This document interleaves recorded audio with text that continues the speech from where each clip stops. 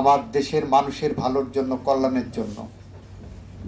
এই বাংলাদেশ 1971 সালে যে রক্তক্ষয়ী সংঘর্ষের মধ্য দিয়ে জন্ম নিয়েছিল, সেই বাংলাদেশের প্রতিটি মানুষের এই দেশের প্রতি একটা কর্তব্যবোধ আছে। সেটা আমাদের সাংবিধানিকভাবেই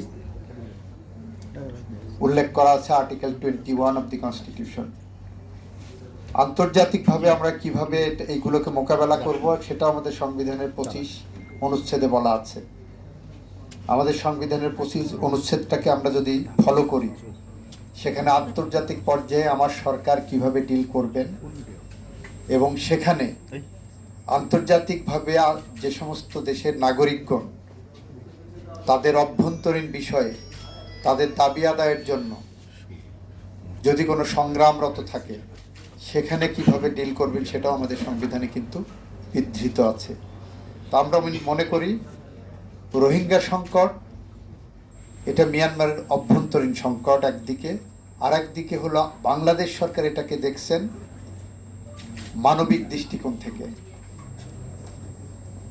এখন বলতে পারেন যে যখন এখানে ঢুকে আসছে তখন তো রোহিঙ্গার সাথে এটা আন্তর্জাতিক পর্যায়ে চলে গেছে, এটা কখনো না। কারণ রোহিঙ্গাদেরকে বাংলাদেশ সরকার আশ্রয় দিয়েছেন, তাদের পাশে দাঁড়িয়েছেন সম্পূর্ণ মানবিক মূল্যবোধের জায়গা থেকে।